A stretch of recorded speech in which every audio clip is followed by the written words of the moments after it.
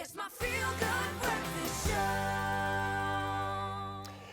Welcome back once again to your Feel Good Breakfast Show, Expresso, right here on S3. What a Tuesday morning indeed. Now, this morning we started off speaking about digital fatigue on the show, and digital fatigue is described as the physical discomfort experienced after prolonged exposure to a digital screen. We get that, we're in it every single day.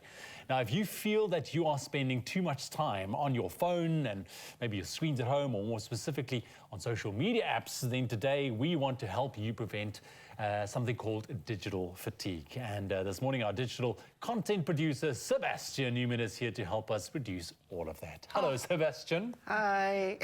Hi. Yes. Bess, this is such a contradicting thing because this is your job description. Like, do you find like you found that balance? I do. And I think I also ask myself, what do I do for myself?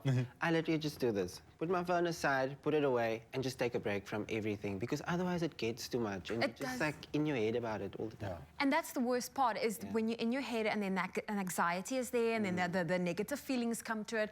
But let's talk about the savvy side of a smartphone and using apps that can help you navigate or control the amount of time you spend on your devices, which then in the long run will reduce digital fatigue. So your phone is here to help you, first and foremost, right? So first thing, it wants you to use it, wants you to love it, so it's here for you as well. But it wants to help you as well. 100%. So the first thing, so I'm using the Samsung right now. So in your settings app, right, I don't know if you guys can see it over there. Yes, we'll put it on screen for you. So in your settings app, there's a portion called digital well-being and parental control. So also for parents, good tip for you to know that this is on your kids' phones. What it will show you is what are you using most, a little summary of what you're doing on your phone. So we can see on your phone you've got quite a bit on Instagram.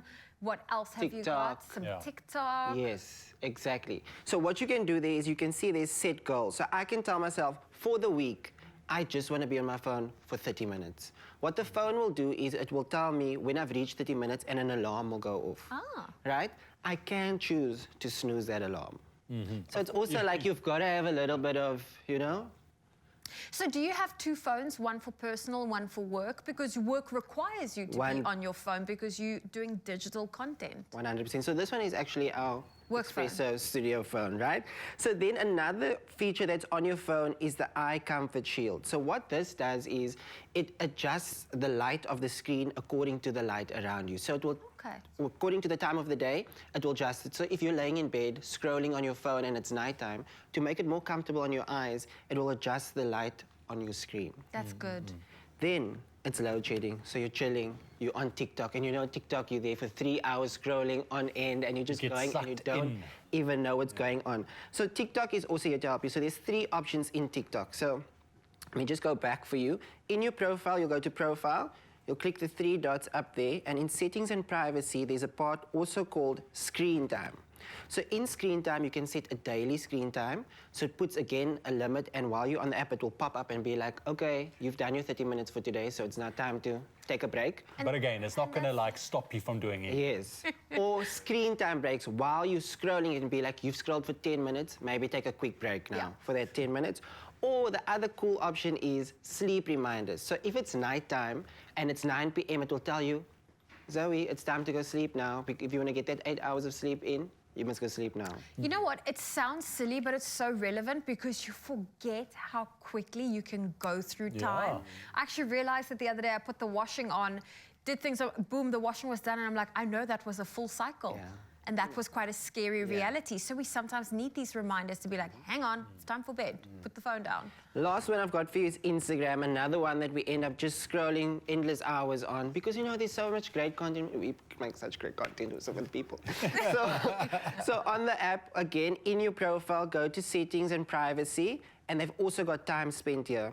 Also, what I wanted to say on TikTok is between the ages of 13 and 17, the app automatically sets a restriction to 1 hour for the day. So it also helps us, man. So don't give up on the apps.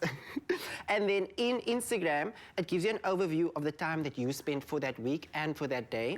And then you can also make a reminder to set breaks while you're scrolling and set daily reminders as well. But I think the one thing that, that I think came out of today's discussion is with regards to digital well-being, you gotta be intentional 100%. because yes, there's these methods and ways to help you manage your time, but you still gotta be intentional with that time. 100%, And I because think that is the alarm goes off, but you can press that snooze button there. Yeah. So you've got to commit to it. You've got to just, have a bit just of... 5 more minutes. Yeah. Just 5, and Gotta then be like, it's over. Let me just take that break. There we go. Well, Bass Newman, thank you for showing us all the cool tips, tricks, hacks that is available to you. But why don't you let us know how you curb the time you spend online? What measures have you put in place to help manage this? You can get involved in this conversation. Our WhatsApp line is 063 408 8863.